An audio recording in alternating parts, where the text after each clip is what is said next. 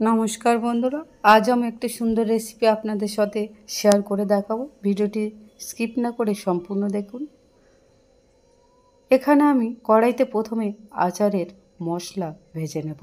এখানে আছে মৌরি, মেথি, কালো জিরে, কালো সর্ষে, সব রকম মশলা আছে। তার সঙ্গে আমি জিরে আর ধনেটা অ্যাড করে দিয়েছি। এবার এখানে আমি কয়েকটা শুকনো লঙ্কাও অ্যাড করে দিয়েছি। এবার শুকনো কলাই এটা খুব ভালো করে ভেজে নেব, তবে খুব বেশি পুড়িয়ে ভাজবো না, মশলাটা তেতো হয়ে যাবে। এবার এটা আমি তুলে নেব। এবার এই কড়াইতে দিয়ে দেব সরিষার তেল। যেহেতু আচার বানাবো তার জন্য আমি এখানে সরিষার তেল ইউজ করেছি। এবার এখানে 4টে শুকনো লঙ্কা আর দিয়ে দেব সামান্য 5 ফোড়ন, আর এখানে অ্যাড করে দেব আমি 2টি তেজপাতা। এবার এই কয়েকটা একটু হালকা ভেজে নেব প্রথমে। এগুলো ভাজার পর এখানে আমি অ্যাড করে দেব কেটে রাখা আম। আমি আমটা এভাবে সরু সরু করে পাতলা পাতলা করে লম্বা লম্বা করে কেটে নিয়েছি। আপনারা আপনাদের পছন্দ মতো করে কেটে নেবেন। এবার এই তেলের সঙ্গে আমটা আমি খুব ভালো করে ভেজে নেব প্রথমে, যাতে আমটার মধ্যে যেটুকু জল আছে সেটুকু যেন টেনে নেয়। আমটার মধ্যে যদি জল থাকে আচারটা খারাপ হয়ে যাবে, তাই খুব ভালো করে এটা কষিয়ে নেব প্রথমে। এবার এখানে আমি দিয়ে দেব পরিমাণ মতো হলুদের গুঁড়ো, দিয়ে আবারও খুব ভালো করে এটা আমি কষিয়ে নেব।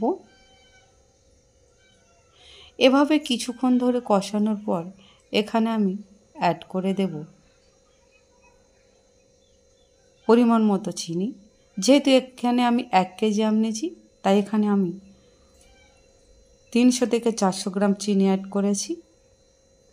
এবার এখানে চিনিটা দিয়ে খুব ভালো করে নাড়াচাড়া করে নেব, তবে এখানে কোনো জল অ্যাড করব না আমি। কিছুক্ষণ নাড়ার পর চিনিটা এমনিই গলে যাবে। আপনারা দেখতেই পাচ্ছেন চিনিটা কিভাবে গলে গিয়েছে। এবার যে মশলাটা আমি ভেজে তুলে নিয়েছিলাম সেটা গুঁড়ো করে এখানে অ্যাড করে দিয়েছি। আর একটু পরের কালারটাও চেঞ্জ হয়ে যাবে। ঠিক কতটা লাগছে দেখুন বন্ধুরা, কালারটাও চেঞ্জ হয়ে এসেছে।